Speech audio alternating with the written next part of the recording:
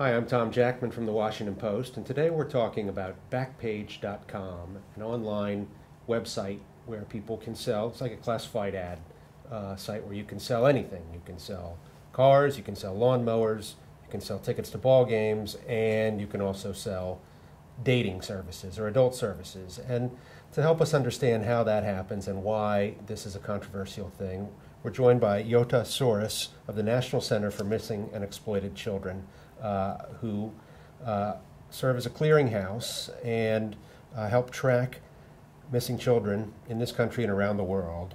But I speak for you, and you should speak for yourself. So tell us more about the National Center and how you guys have come to interact with Backpage. Sure, thank you, Tom. So the National Center for Missing and Exploited Children, or NCMEC as I'll refer to it, is a national clearinghouse on missing and exploited children's issues. Our mission is very simple. It's to help find missing children, stop child sexual victimization, and further prevent sexual crimes against children. And there came a time from 2010-11 timeframe where we started to realize the crime of child sex trafficking was moving more and more online.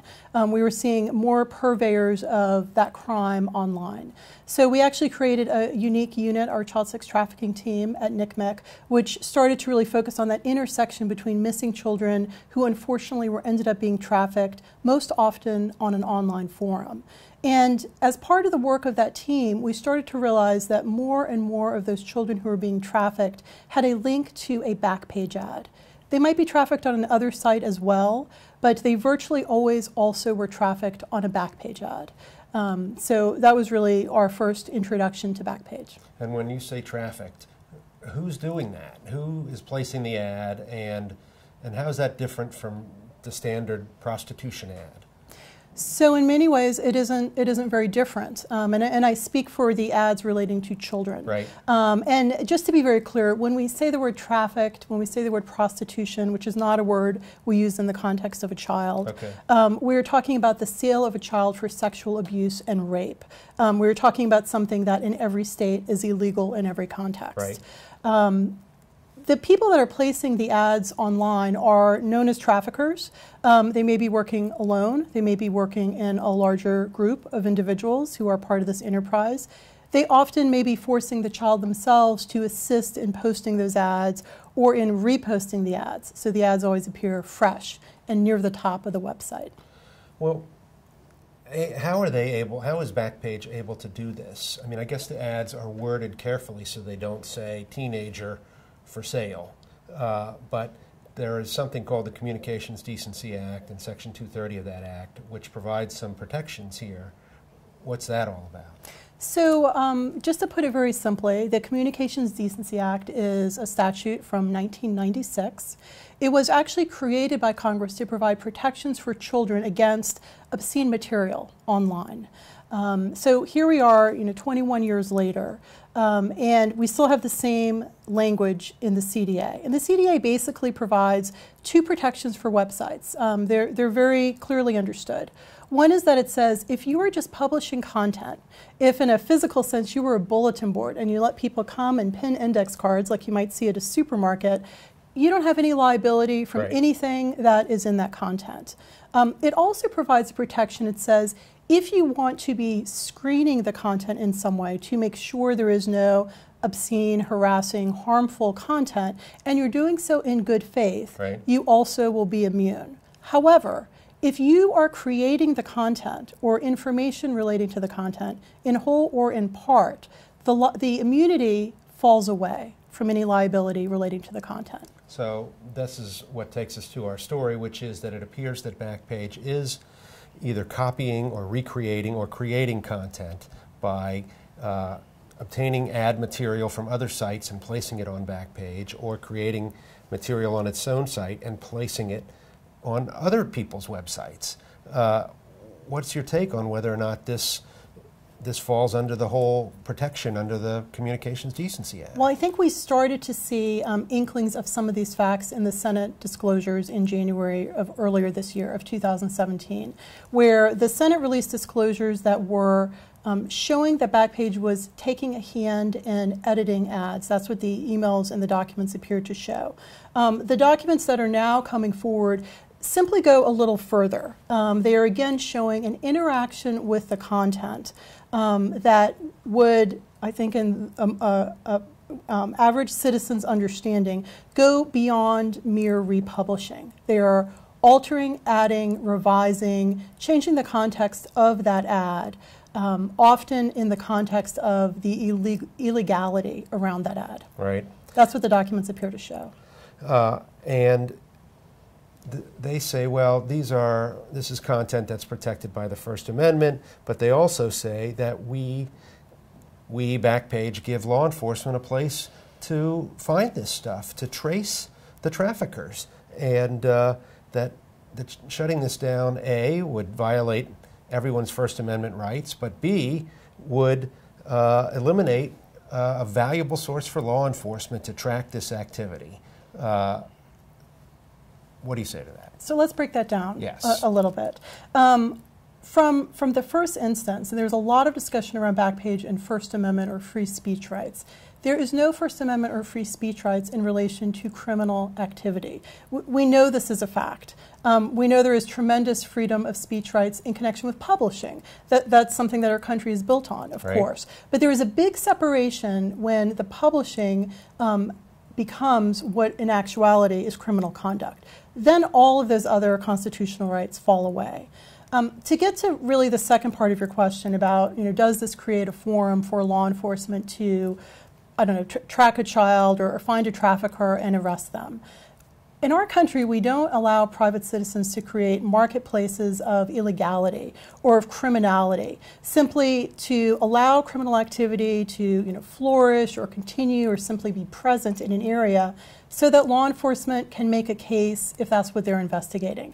That's not the way it works. If law enforcement chooses to create a sting, chooses to, again, create some other kind of investigative setup to go after a trafficker or rescue a child, that is what they'll do.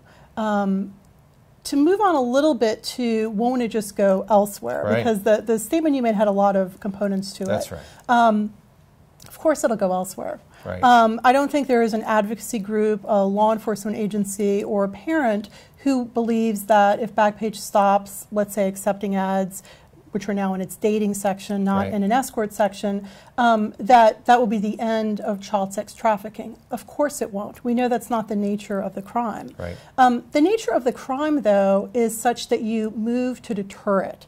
So you make it harder. You make the entry to the business harder. You make the deterrence a bigger factor. You scare some individuals perhaps away from trafficking online. You provide a child who may have been placed on Backpage or on another website that moves away from that advertising one night where they weren't advertised, one night where perhaps they could seek some help or law enforcement could get to them before they're placed in that ad.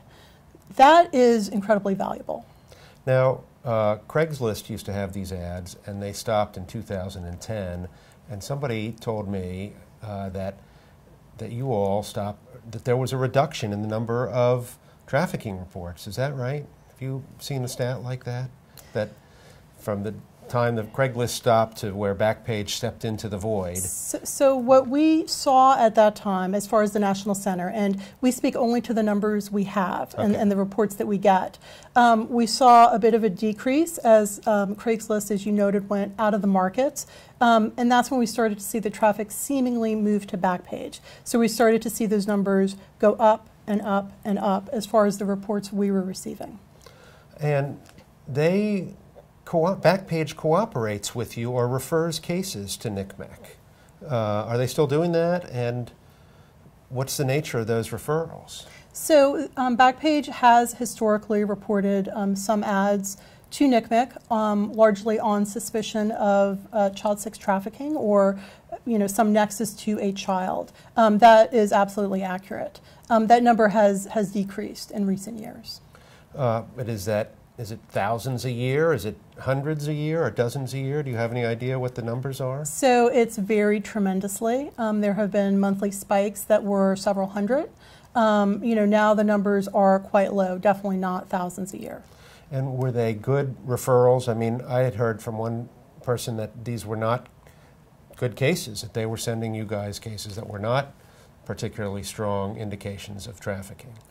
So as a clearinghouse, NCMEC receives reports from thousands of entry points from members of the public and from companies. Right. We don't investigate or often know the outcome of a report itself. Often we do. We get feedback from parents, families, social services, law enforcement. But as far as being able to judge whether a report was good, quote unquote, or bad, we're not best positioned to do that. Law enforcement would be. What needs to happen to make children safer? I mean, what are the drawbacks or hurdles to doing that, to making children safer? Well, we know at NCMEC that child sex trafficking in particular is a multifaceted problem. So no single thing will be the cure here to this problem. What we can try to do is provide more resources, whether that is prevention resources, indicators of trafficking, make sure the community, teachers, parents understand what the crime of trafficking is, right, so that they're able to recognize it and try to prevent it. We need to make sure our laws are adequately worded and interpreted by the courts so that a victim can hold everyone who has participated in their trafficking responsible for that crime. We need to make sure there are adequate recovery services so that when the crime does happen, we have sufficient beds, we have sufficient specialized services to provide resources to these children and to their families going forward. What should people do if they want to see action on this issue?